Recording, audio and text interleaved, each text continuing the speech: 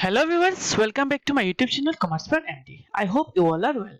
तो अगर आप कोई कॉम्पिटिटिव एग्जाम के लिए प्रिपरेशन कर रहे हो, आप एचएस सेकेंड ईयर के स्टूडेंट हो, और अगर आप कोई एंट्रेंस एग्जाम के लिए प्रिपरेशन कर रहे हो, तो ये वीडियो आपके लिए बहुत हेल्प करने वाला है। ठीक है, तो प्रीवियस वीडियो में हम लोगों ने डिस्कस किया था प्रिंसिपल्स ऑफ मैनेजमेंट में प्रिंसिपल्स ऑफ मैनेजमेंट का टॉपिक। तो आज हम लोग उस टॉपिक का कंटिन्यूएशन करेंगे। तो चलो शुरू करते हैं। फर्स्ट हम लोग का शुरू करते हैं true and false. Henri Fayol is known as father of scientific management. ये आंसर है गलत, क्योंकि फादर ऑफ साइंटिफिक मैनेजमेंट है एफ.डब्ल्यू. टेलर। नेक्स्ट है standardisation refers to the setting standard for each and every business activity. जी हाँ, ये answer true है, क्योंकि स्टैंडर्डाइजेशन का मतलब है सब काम का एक एक स्टैंडर्ड होना चाहिए और एक ये स्टैंडर्ड ऑर्गेनाइजेशन में सेट करना चाहिए। तो सब काम का अपना अपना स्टैंडर्ड होना चाहिए। ठीक है, एवरी बिजनेस एक्टिविटीज का अपना अपना स्टैंडर्ड होना चाहिए। ठीक है, तो ये आंसर है true. Gangplank permits the horizontal communication. हम लोग जानते हैं कि जो लेवल्स ऑफ मैनेजमेंट है, top level of management, middle level management और लोअर लेवल मैनेजमेंट, तो उनमें से जो कम्युनिकेशन चलता है वो चलता है generally vertical form of communication. ठीक है, तो जब कोई ऑर्गेनाइजेशन में कोई इंसिडेंटल घटता है, इमरजेंसी सिचुएशन घटता है, तो क्या होता है गैंग प्लान। इस मींस वो हॉरिजॉन्टल उस वर्टिकल कम्युनिकेशन हम लोग ब्रेक करते हैं, और ब्रेक करने का नाम होता है गैंग प्लैंक। ठीक है, तो उस गैंग प्लैंक जो हॉरिजॉन्टल वर्टिकल कम्युनिकेशन को हम ब्रेक करके हॉरिजॉन्टल कम्युनिकेट करते हैं ऑर्गेनाइजेशन के लेवल में, उसको हम बोलते हैं गैंग प्लैंक। ठीक है, चलो next. Henry Fowles Henry Fowles developed on the basis of scientific experiments. Yes, Henry Fowles का जो principles है 14 प्रिंसिपल, वो डिपेंड है साइंटिफिक एक्सपेरिमेंट से। ये आंसर क्या है? गलत है। ये आंसर है, सॉरी, गलत है। तो एफ.डब्ल्यू. टेलर का जो एफ.डब्ल्यू. टेलर ने जो प्रिंसिपल्स दिया था वो बेसिस था साइंटिफिक प्रिंसिपल के ऊपर। ठीक है, next, scientific management means using the rule of thumb. Scientific management means using the rule of thumb to perform the task in the best and the cheapest way. Rule of thumb ये नहीं है। ठीक है, इसमें scientific management का ये है, लेकिन scientific management ये नहीं बोलता है। ठीक है, ये आंसर है गलत। The applications of principle of management is contingent or dependent upon the prevailing situation at a particular point of time. ये आंसर है true. Applications of principle of management, principles का जो मैनेजमेंट है, प्रिंसिपल जो है वो डिपेंड करता है एक पर्टिकुलर पॉइंट ऑफ टाइम के ऊपर, डिपेंडिंग अपॉन द सिचुएशन। ठीक है, तो ये आंसर है true. Principles of management are rigid statement. तो प्रिंसिपल्स ऑफ मैनेजमेंट ये रिजिड स्टेटमेंट नहीं है, ये है flexible statement on the basis of the situation. The principles of management can be alter और चेंज और मॉडिफाइड। ठीक है, तो ये आंसर होगा false, because the principles of management are not rigid. Rigid means hard, which cannot be changed. ठीक है, okay, next, management principles are flexible to adapt in a dynamic business environment. Yes, अभी मैंने बात किया है कि management का principal ये प्रिंसिपल है जो on the basis of the situation, organisation के सिचुएशन के ऊपर हम उसको अप्लाई कर सकते हैं। ठीक है, not rigid type of thing. ठीक है, hard type of thing. On the basis of situations we can adjust the management principle. तो ये आंसर है true. The spread tree crops means all the employees should be treated in the same manner. No, ये answer है, ये है equity में ये होता है all the employees should be treated in the same manner. तो spread tree crops का मतलब कि ऑर्गेनाइजेशन को एम्प्लॉय का स्प्रिट जो है मनोभाव जो है, उसको हम लोग क्या करना है? डेवलप करना है। ठीक है, क्यों डेवलप करना है, क्यों मोटिवेट करना है? क्योंकि अगर ऑर्गेनाइजेशन का एम्प्लॉय का अगर स्पिरिट नहीं डेवलपमेंट करेंगे, उसके काम का जोश नहीं आएगा, तो ऑर्गेनाइजेशन का गोल अचीव नहीं कर पाएंगे। ठीक है, चलो next. according to Taylor, F.W. Taylor, the competition should be replaced by cooperation. Yes, answer है ट्रू, क्योंकि ऑर्गेनाइजेशन में कंपटीशन नहीं चाहिए, ऑर्गेनाइजेशन में चाहिए कोऑपरेशन। एम्प्लॉई के बीच में कंपटीशन नहीं चाहिए, उनके बीच में कोऑपरेशन चाहिए। इट मींस सैक्रिफाइस होना चाहिए। इट मींस सबको कोऑपरेट करना चाहिए एक दूसरे के ऊपर, ठीक है। तो ये आंसर है true. Functional foremanship violets unity of directions. The functional foremanship violates the unity of direction. तो functional foremanship जो है functional foremanship violate करता है unity of direction. तो ये आंसर होगा false. Standardization aims at eliminating unnecessary diversity of a product. Yes, standardization क्या करता है, unnecessary product diversification से हमको क्या करता है, eliminate करके देता है standardization. Time study aims to find out the best way of doing the work. नहीं है, ये नहीं है, ये तो मोशन स्टडी हो गया। टाइम स्टडी में क्या होता है कि मैनेजमेंट का ये साइंटिफिक प्रिंसिपल टाइम स्टडी ये हमको बताता है कि एक काम करने के लिए मिनिमम कितना टाइम चाहिए, उसको हम बोलते हैं टाइम स्टडी, ठीक है। Minimum time required for doing a particular task. Next है fatigue study. Fatigue study is related to the rest interval given to the worker. तो फैटिग स्टडी क्या है, study is related to the rest interval given to the worker. तो ये answer है true, क्योंकि fatigue study का मतलब है एक वर्कर को क्या करना चाहिए, रेस्टिंग का टाइम मिलना चाहिए। अगर उसका रेस्टिंग का टाइम नहीं मिलता है, एक लॉन्ग इंटरवल वर्क में थे, देन वो क्या हो जाएगा, इफेक्टिवली एंड एफिशिएंटली अपने काम को नहीं कर सकते, ठीक है। नेक्स्ट क्या है, डीपीडब्ल्यूएस। तो डीपीडब्ल्यूएस नहीं है, थोड़ा गलत हुआ है, यह है DPRS, different piece rate system. Different piece rate system, तो ये डीपीआरएस होना चाहिए था, sorry for that. It's the strongest motivator for worker to perform the work better. तो उसका मतलब क्या है, डिफरेंट पीस रेट सिस्टम। तो इस प्रिंसिपल में यह पता गया है कि डिफरेंट पीस रेस, डिफरेंट काम के लिए डिफरेंट पैसा मिलना चाहिए, ठीक है। एक ऑर्गेनाइजेशन में सबका काम अलग आता है, सब एम्प्लॉइज ऑर्गेनाइजेशन वर्कर्स का काम अलग होता है, तो उनको सेम रेट ऑफ वेजेस नहीं मिलना चाहिए, सैलरी नहीं मिलना चाहिए। According to their work, according to their performance, उनको क्या मिलना चाहिए, रेट मिलना चाहिए, वेजेस मिलना चाहिए, सैलरी मिलना चाहिए, ठीक है। तो अगर ऐसा होता है, एक मैनेजर को सेम मिल रहा है, एक lower level manager, lower level employ को, वर्कर्स को, सबऑर्डिनेट्स को ज्यादा सैलरी मिल रहा है और सेम सैलरी मिल रहा है, तो एक मैनेजर मोटिवेट तो नहीं हुआ, क्योंकि मेरे से नीचे वाला को सेम सैलरी मिल रहा है, तो मैं क्यों इतना एफर्ट्स दूं ऑर्गेनाइजेशन में, ठीक है। तो इसीलिए क्या करना चाहिए, डिफरेंट पीस रेट सिस्टम देना चाहिए, एज पर योर वर्क आपको अपना ऑर्गेनाइजेशन में सैलरी मिलेगा। Next question, the motion study aims at eliminating unnecessary movement involved in doing a task. Yes, motion study हमको ये बताता है best way of doing a task, doing a job. Motion study. The objective of time study is determine the number of workers required in an organization. ये तो बिल्कुल गलत है, time study हमको ये नहीं बताता है। Next, workers training is essential to learn the best methods for scientific approach. Yes, workers training बहुत important है। अगर वर्कर्स को अच्छी तरह ट्रेनिंग नहीं मिलेगा, इन साइंटिफिक अप्रोच में उनको ट्रेनिंग नहीं मिलेगा, तो वो अपने आप को डेवलप नहीं कर पाएंगे, कंपटीशन में डेवलप नहीं कर पाएंगे, बेस्ट टेक्नोलॉजी में आपको डेवलप नहीं कर पाएंगे, सुइटेबल महसूस नहीं करेंगे। तो वर्कर्स को क्या करना चाहिए, साइंटिफिक मैनेजमेंट, साइंटिफिक अप्रोच में उनको ट्रेनिंग भी मिलना चाहिए, ठीक है। Next, sharing of gain with the workers is related to the principles of harmony not discord. Yes, बोल सकते हैं हम लोग यहाँ से, ठीक है। तो हार्मोनी प्रिंसिपल में यह बताया गया है कि ऑर्गेनाइजेशन में सब अपने आप, इट मींस सबको भाई भाई जैसा ट्रीट करना है, आई नहीं ट्रीट करना है, वी ट्रीट करना है, ठीक है। वर्कर्स के और एम्प्लॉय के बीच में रिलेशन अच्छा होना चाहिए। तो ये रिलेशन कब डेवलप होगा, जब वर्कर के बीच में आप लोग प्रॉफिट्स गेन डिस्ट्रीब्यूट करेंगे, आप लोग ज्यादा ऑर्गेनाइजेशन में प्रॉफिट हो रहा है, दिन उनको भी दे रहे हैं ज्यादा प्रॉफिट, तो इसीलिए इस प्रिंसिपल को हम, इसी पॉइंट को हम ट्रू बोल सकते हैं।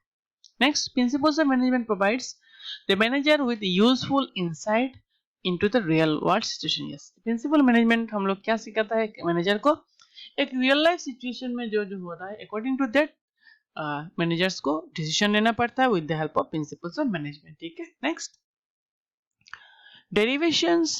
Derivations of principle may be said to be the matter of science and the application can be regarded as an art. Yes, ये हम लोग का प्रिंसिपल बताता है कि science means systematic body of knowledge और आर्ट मीन्स एप्लीकेशन कैसे करे उस नॉलेज को, ये है आर्ट। ठीक है, ये है प्रिंसिपल, ये आंसर है true. The principle of management में be used by manager as a straight jacket solution.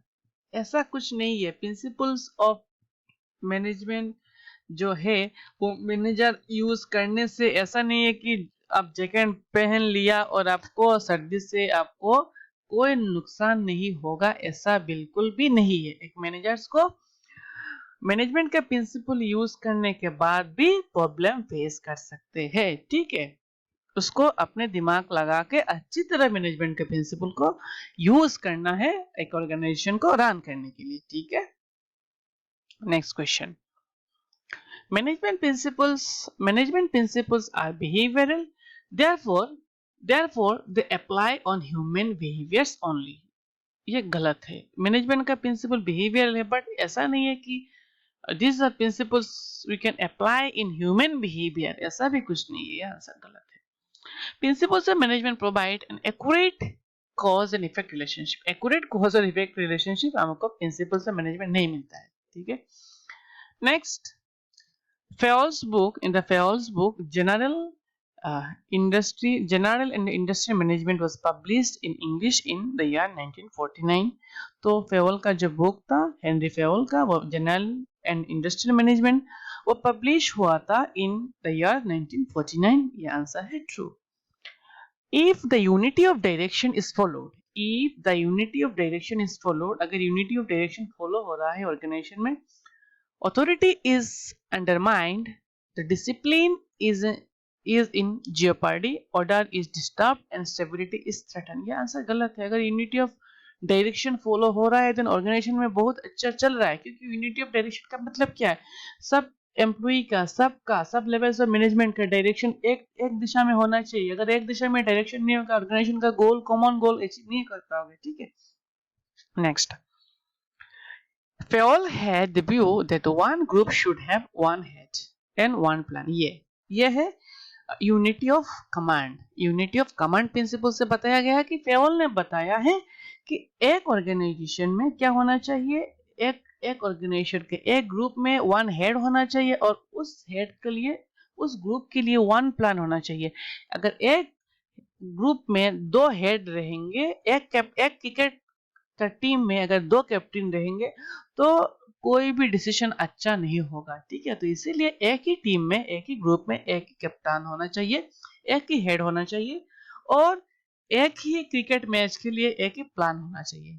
दो प्लान नहीं होना चाहिए, मेन दो प्लान नहीं होना चाहिए, एक ही प्लान होना चाहिए। तो ये बता रहा है, ये प्रिंसिपल, फेवल का प्रिंसिपल ये बता रहा है कि एक ही ग्रुप में एक ही हेड होना चाहिए और एक ही प्लान होना चाहिए। ठीक है, तो ये आंसर है true. In the case of emergency where worker can contact CEO directly, yes, इसको हम बोलते हैं तो गैंग प्लान।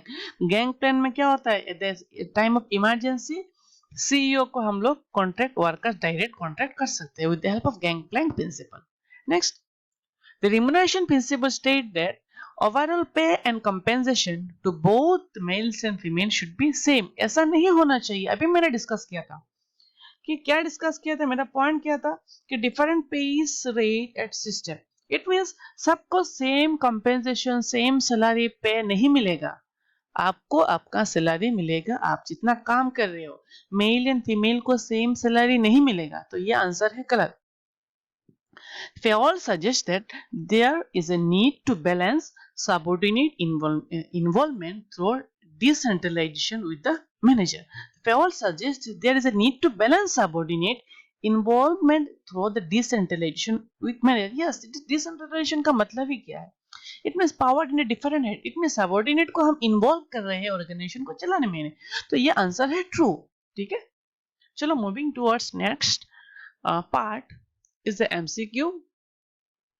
सब ऑब्जेक्टिव टाइप का क्वेश्चन है। ठीक है, तो don't be confuse. Who is considered as the father of scientific management? तो फादर ऑफ साइंटिफिक मैनेजमेंट है एफ.डब्ल्यू. टेलर। ठीक है, और हेनरी फेवल क्या है? हेनरी फेवल ने जो दिया है is a modern management expert, हम लोग मानते हैं हेनरी फेवल को। ठीक है, तो हेनरी फेवल नया है, साइंटिफिक मैनेजमेंट का वो तो एफडब्ल्यू टेलर वो बहुत पुराना है, ठीक है।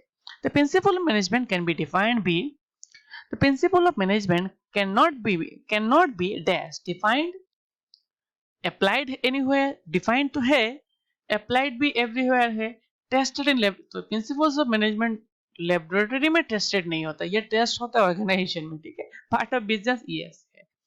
तो ये है आंसर है question answer option number C. चलो moving to next.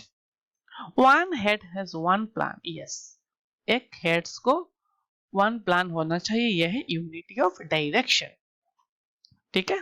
Next, which study of Taylor aims at eliminating unnecessary movement to ensures the time completion of work।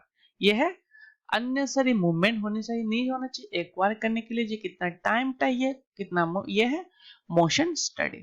Next, ठीक है।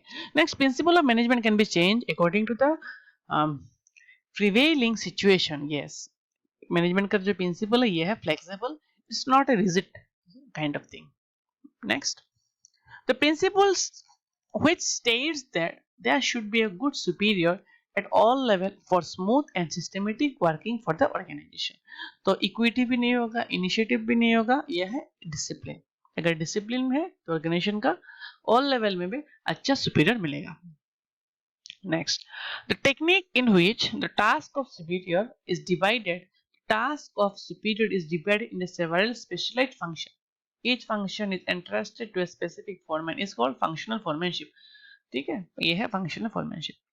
The Taylor focused his attention on shop level। Taylor का जो focus था FW Taylor का वो shop level पर था, not top level, middle level, administrative level. Next, the principle emphasizes the kindness and justice in the behavior of management towards the worker। Equity में सबको समान मिलके चलना है, justice मिलना चाहिए, equal, everyone should be equal and everyone should be treated equally in the organization। ठीक है, ये बहुत अच्छा इंपॉर्टेंट पॉइंट है, अच्छा इंपॉर्टेंट प्रिंसिपल्स भी है। चलो next, Panchayat in our country has been given more power to decide and spend fund granted to them by government for welfare of village। Identify the principle of management highlighted in the statement। तो यह है centralization and decentralization. Centralisation का मतलब कौन है, government, और अपना power को किसके पास दे रहे हैं, पंचायत के पास। तो पंचायत को पावर देने का मतलब है डिसेंट्रलाइजेशन, अपने पावर को डिस्ट्रीब्यूट कर रहे हैं काम को करने के लिए, ठीक है।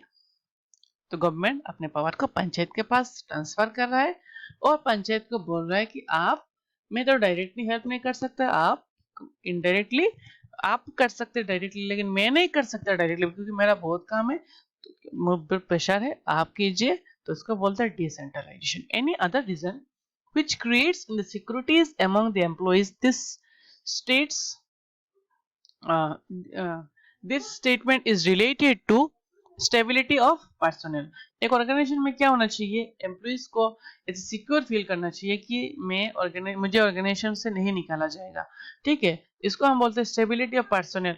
एक ऑर्गेनाइजेशन में एम्प्लॉइज को ज्यादा से ज्यादा टाइम देना चाहिए, ऐसा नहीं है कि उस एम्प्लॉई अनसिक्योर फील करे ऑर्गेनाइजेशन में कि मुझे जॉब से निकाल दिया जाएगा, मुझे जॉब से निकाल दिया जाएगा, ऐसा अनसिक्योर फील ना करे। इसीलिए हम इसी प्रिंसिपल को फॉलो करते हैं, ये प्रिंसिपल है स्टेबिलिटी ऑफ पर्सनल, ठीक है। नेक्स्ट हम लोग का प्रिंसिपल है administrative principles are given by. तो जो मैनेजमेंट के एडमिनिस्ट्रेटिव प्रिंसिपल्स है जो कौन किसने दिया, ये दिया हेनरी फेवर ने, ठीक है। Which of the following is not the part of work study. Work study कौन सा इन सबसे पार्ट नहीं है, मोशन स्टडी वर्क रिलेटेड है, मेथड्स भी है, टाइम भी है, फंक्शनल फॉर्मेशन वर्क से रिलेटेड नहीं है, वर्क स्टडी से रिलेटेड नहीं है, ठीक है। Which foreman is keeping the machineries and tools ready for operation by the organization? यह है गैंग बॉस, यह हम लोगों को ध्यान में रखना है। Functional foremanship is an extension The functional foremanship is an extension of which of the following principle? तो functional foremanship जो principles है उस प्रिंसिपल का एक्सटेंशन है हम लोग का डिवीजन ऑफ वर्क।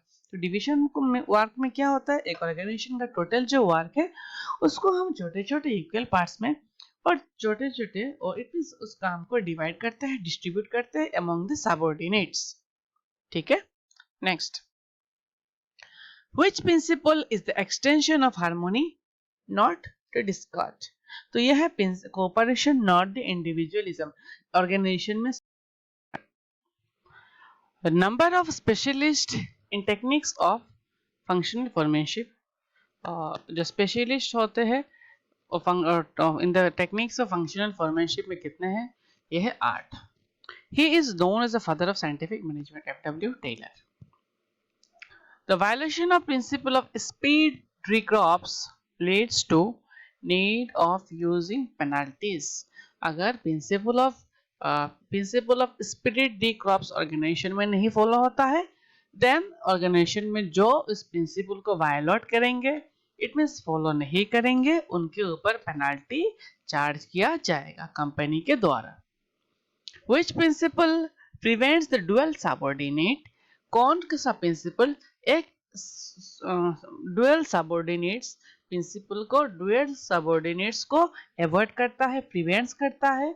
यह है unity of command. Unity of command ये प्रिंसिपल है जो प्रिंसिपल में यह कहा जाता है कि एक ही ग्रुप सबऑर्डिनेट्स को एक ही सुपीरियर कमांड कर सकते हैं। ठीक है, यह है unity of command. It means the one group must have the one boss. एक ही ग्रुप में एक ही बॉस होना चाहिए और उस ग्रुप के लिए एक ही प्लान होना चाहिए। ठीक है, तो आज के लिए हम लोग का इतना ही। नेक्स्ट वीडियो में हम लोग डिस्कस करेंगे match the following principles of management का टॉपिक का। सो that's all for today. So please guys don't feel bad कि हम लोग का जो टॉपिक रह गया है उस टॉपिक को हम लोग इजीली कवर करके दे देंगे विद इन द टाइम, क्योंकि ये टॉपिक बहुत लेंदी है तो इसीलिए ज़्यादा टाइम लग रहा है, तो प्लीज बी पेशेंट। ठीक है, so that's all for today and guys please don't forget to subscribe my channel. Thank you so much।